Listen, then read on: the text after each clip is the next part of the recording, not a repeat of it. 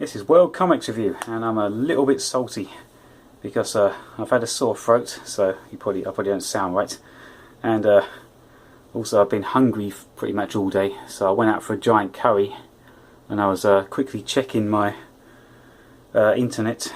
Well, Zach had put up a post saying that there was a good Thor comic out at the moment, so I decided to make a day of it and go down to the place in Osaka called Den Town, which is like our version of Akihabara, where all the geek stuff is.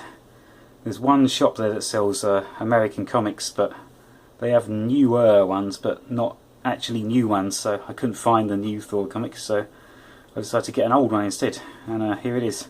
So Marvel Team Up number 35 from July 1975. So Marvel Team Up normally had Spider-Man and one other character, which changed every month. But in this one, apparently Spider-Man's gone missing, so it's the Human Torch teaming up with Doctor Strange. And they're fighting this guy, Jeremiah.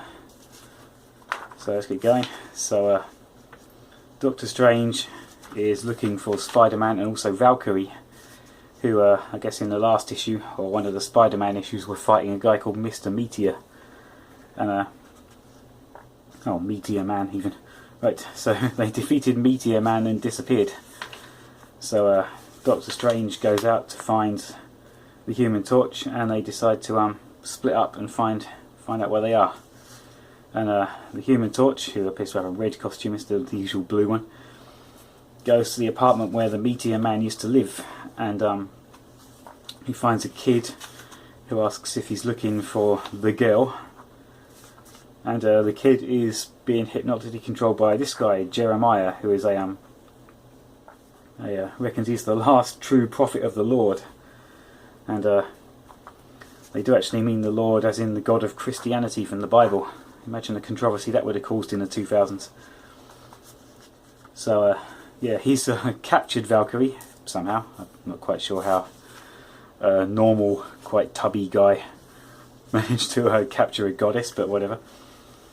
And he's going to sacrifice her to the god, but yeah, the Human Torch is not easily bound up by ropes when he can catch fire at will.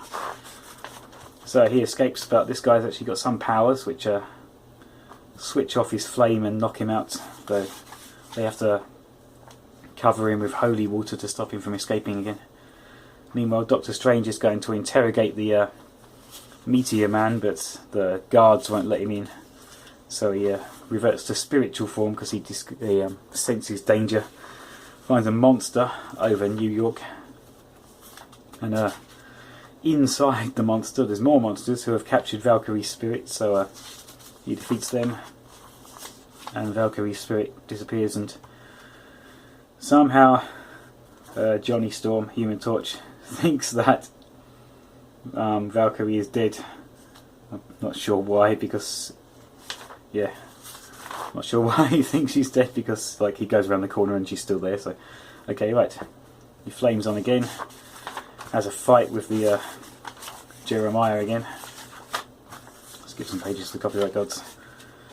Yeah, battles Jeremiah again, but he can't defeat him easily. But then Doctor Strange appears and basically just sends him to hell, like literally sends him to hell. And having rescued Valkyrie's soul from the invisible demon, she comes around as well. And I guess in the next issue the search of Spider-Man continues, and apparently he meets Frankenstein.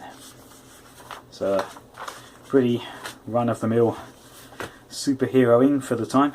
And yeah, so even though the villain is a Christian, he ends up in hell, implying that heaven and hell really exist. So I imagine the controversy that it caused in the 2020s.